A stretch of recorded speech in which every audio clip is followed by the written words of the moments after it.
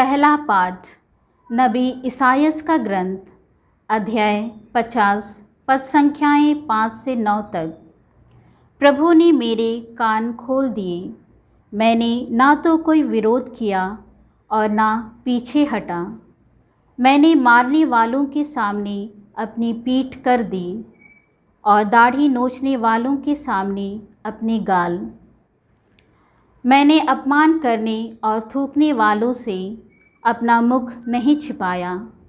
प्रभु मेरी सहायता करता है, इसलिए मैं अपमान से विचलित नहीं हुआ।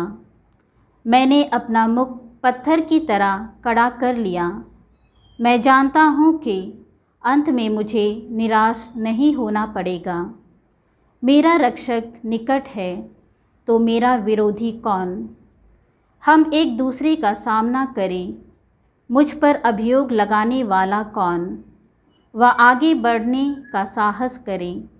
प्रभु ईश्वर मेरी सहायता करता है, तो कौन मुझे दोषी ठहराने का साहस करेगा? दूसरा पाठ संत याकूब का पत्र, अध्याय 2, पद संख्याएँ 14 से 18। कार्यों के बिना विश्वास अपने में निर्जीव रह जाता है। भाइयों, यदि कोई कहे कि मैं विश्वास करता हूँ, किंतु उसके अनुसार आचरण नहीं करे, तो इससे क्या लाभ? क्या विश्वास ही उसका उद्धार कर सकता है? मान लीजिए कि किसी भाई या बहन के पास न पहनने के कपड़े हों और न रोज़ रोज़ खाने की चीज़ें। यदि आप लोगों में से कोई उनसे कहे, खुशी से जाइए, गरम गरम कपड़े पहन लीजिए और पेट भर खाइए, किंतु वह उन्हें शरीर के लिए ज़रूरी चीज़ें नहीं दे, तो इससे क्या लाभ? इसी तरह कार्यों के बिना विश्वास अपने में निर्जीव रह जाता है।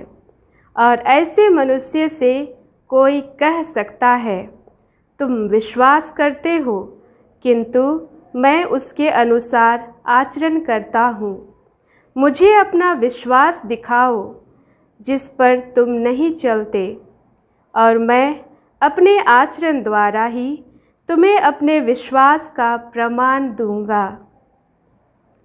प्रभु की वाणी। संत मार्कुस के अनुसार पवित्र सुसमाचार, अध्याय 8, पद संख्याएँ 27 से 35 तक। यीशु अपने शिष्यों के साथ कैसरिया फिलिप्पी के गांवों से होकर चले गए। रास्ते में उन्होंने अपने शिष्यों से पूछा, मैं कौन हूँ? इसके विषय में लोग क्या कहते हैं? उन्होंने उत्तर दिया, यूहन्ना बपतिस्ता, कुछ लोग कहते हैं एलियस, और कुछ लोग कहते हैं नबियों में से कोई।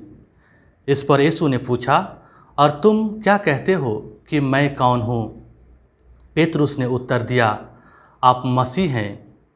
इस पर उन्होंने अपने शिष्यों को कड़ी चेतावनी दी कि तुम लोग मेरे विषय में किसी को भी नहीं बताना। उस समय से यीशु अपने शिष्यों को स्पष्ट शब्दों से यह समझाने लगे कि मानव पुत्र को बहुत दुख उठाना होगा, नेताओं, महायाजकों और शास्त्रियों द्वारा ठुकराया जाना, मार डाला जाना और 3 दिन के बाद जी उठना होगा।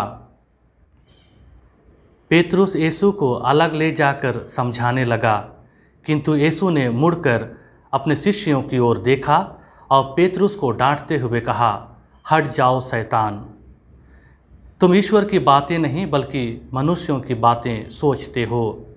यीशु ने अपने शिष्यों के अतिरिक्त लोगों को भी अपने पास बुलाकर कहा, यदि कोई मेरा अनुसरण करना चाहे तो वह आत्मत्याग करे और अपना क्रूस उठाकर मेरे पीछे हो ले। क्योंकि जो अपना जीवन सुरक्षित रखना चाहता है वह उसे खो देगा, और जो मेरे था सुसमाचार के कारण अपना जीवन खो देता है वह उसे सुरक्षित रखेगा। प्रभु का सुसमाचार। मसीह में दुलारे माता पिताओं, भाइयों, बहनों और प्यारे बच्चों, आज का सुसमाचार हमें बताता है कि हमारे विश्वास का आधार यीशु को मसीह के रूप में स्वीकार करना है। यह हमें यह भी कहता है कि यीशु को दुख उठाना, मरना और जी उठना होगा ताकि वह हमारे लिए मुक्तिदाता बन जाएं। साथ ही साथ शिष्य बनने की 3 शर्तों को भी प्रभु हमारे सामने रखते हैं। पहला, आत्मत्याग करना, दूसरा, अपना क्रूस उठाना और तीसरा, अनुसरण करना।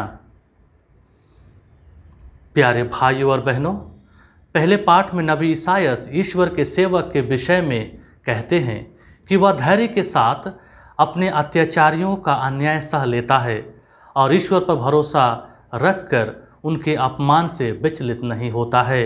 वह कहता है, प्रभु मेरी सहायता करता है, इसलिए मैं अपमान से विचलित नहीं हुआ। मैं जानता हूँ कि अंत में मुझे निराश नहीं होना पड़ेगा। नबी ईसायास द्वारा चित्रित ईश्वर का सेवक प्रभु का प्रतीक है। दूसरे पाठ में संत याकूब कहते हैं कि विश्वास के बिना हमें पाप मुक्ति नहीं मिल सकती। फिर भी यदि हम अपने विश्वास के अनुसार आचरण नहीं करते तो हमें मुक्ति नहीं मिलेगी। हमें विशेष रूप से परोपकार के कार्यों द्वारा भातृ प्रेम की आज्ञा को पूरी करनी चाहिए। मसीह में दुलारे माता पिताओं, भाइयों बहनों और प्यारे बच्चों, आज के सुसमाचार को हम 2 भाग में बांट सकते हैं। पहला, पेतरुस का यीशु को मसीह के रूप में स्वीकार करना और दूसरा, यीशु का अपने दुख भोग, मृत्यु और पुनरुत्थान की भविष्यवाणी और साथ ही साथ शिष्य बनने की शिक्षा। प्यारे भाइयों और बहनों, यीशु गलीलिया से यरूशलेम की यात्रा कर रहे हैं। वह कैसरिया फिलिप्पी पहुंचने पर अपने शिष्यों से पूछते हैं कि उनके बारे में लोग क्या कहते हैं। यीशु जानना चाहते हैं कि लोग अब तक उन्हें पहचान पाए हैं नहीं।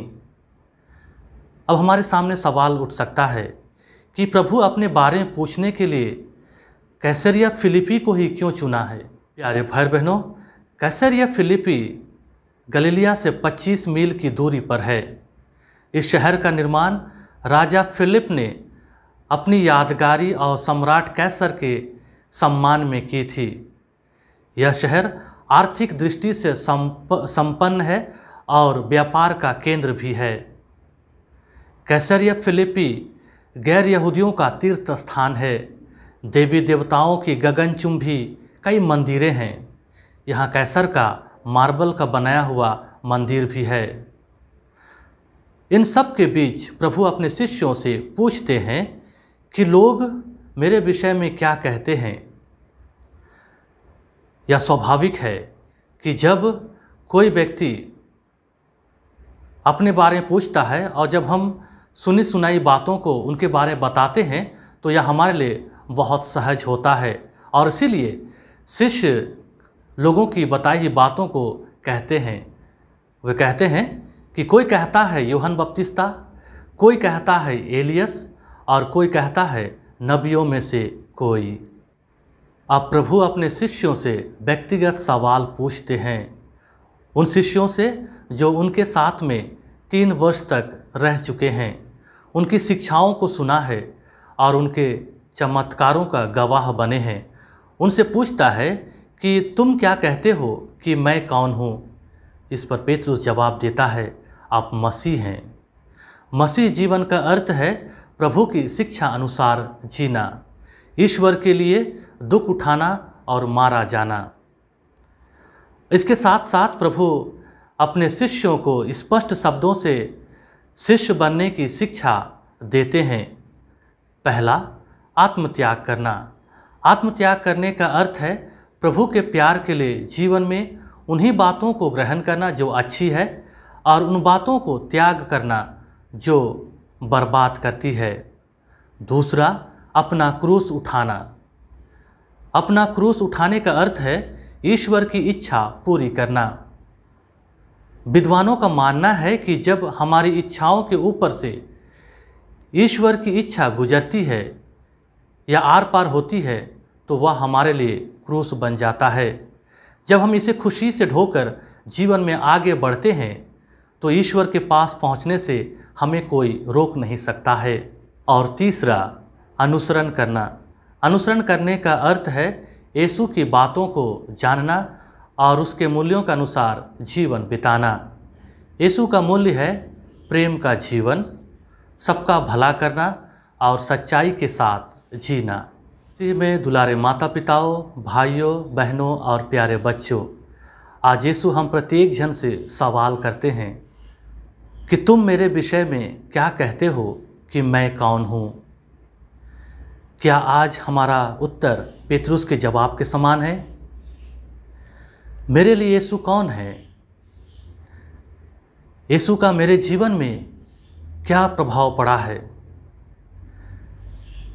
आपका जीवन और आपका व्यवहार यीशु के बारे में क्या कहता है कि वह कौन है? प्यारे भाई और बहनों, आइए हम प्रार्थना करें कि प्रभु हमें अपनी आशीष, कृपा और प्रेम से भर दे कि हम उन्हें अपना मसीह कह सकें और अपना पूरा जीवन प्रभु के लिए समर्पित कर सकें। आमीन।